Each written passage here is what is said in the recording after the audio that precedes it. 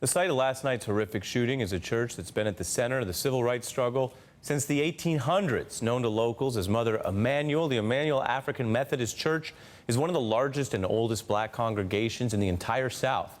6 years after its founding in 1816, in fact, the church was burned down when its minister was caught trying to organize a slave revolt. And for many, this shooting at Mother Emanuel has invoked memories of that infamous 1963 16th Baptist Church bombing, where members of the Ku Klux Klan planted a bomb at that historic black church, killing 4 young girls and shocking the nation. Joining me now is Reverend Dr. William Barber, president of the North Carolina State Conference of the NAACP. Thank you for joining me. Thank you so much tonight.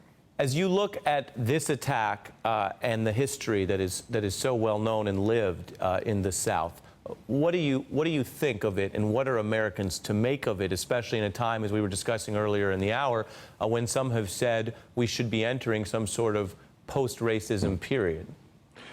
Yeah, well, let me first say our prayers go out to all 9 victims and my good friend Dr. Lonnie Randolph, who I talked to this morning, who's president of the NAACP in South Carolina.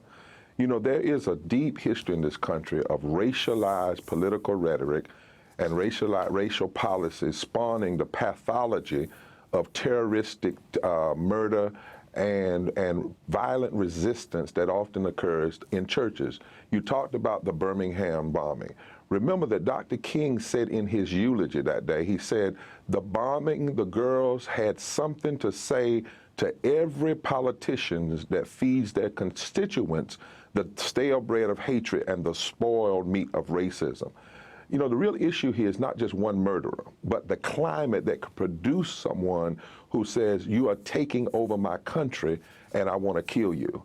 And I think about the particular kind of pastor that Reverend Pinckney was, for instance, in the history of that church.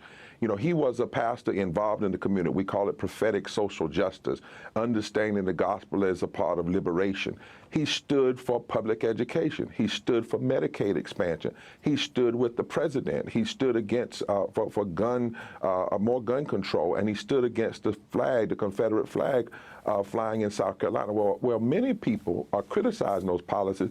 They say Medicaid expansion is ruining the country. They say the president is a communist, a socialist, not born here, ruining the country. More money in public education, ruining the country.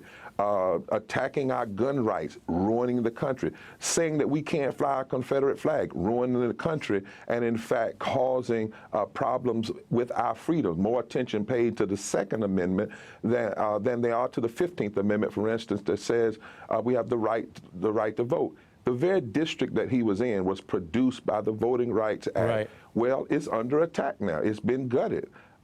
He stood against voter suppression. There are those who are saying there's fraud in this country because more blacks and African Americans are voting. And so, Reverend, you look at this and the history that you mentioned, the risk, the threats, the danger to these kind of church and political leaders is not new when you think about Martin Luther King or Medgar Evers. Do you feel, as a politically active reverend right now, given all this, that there is a threat facing, an active threat facing this kind of clergy? Well, we're in a dangerous climate. You know, Denmark Visa, as you mentioned, in that church was killed and others were executed because he was in Bible study teaching black people how to read and write and to fight for their liberation. Now you have this person coming in deliberately in this church, killing this pastor and these members in this church with this history. It is a very dangerous climate when progressive ideals are seen as, in fact, destroying the country. And there are persons that want to say, well, this is an attack on just Christians because they want to change it, or this is just one lone insane person.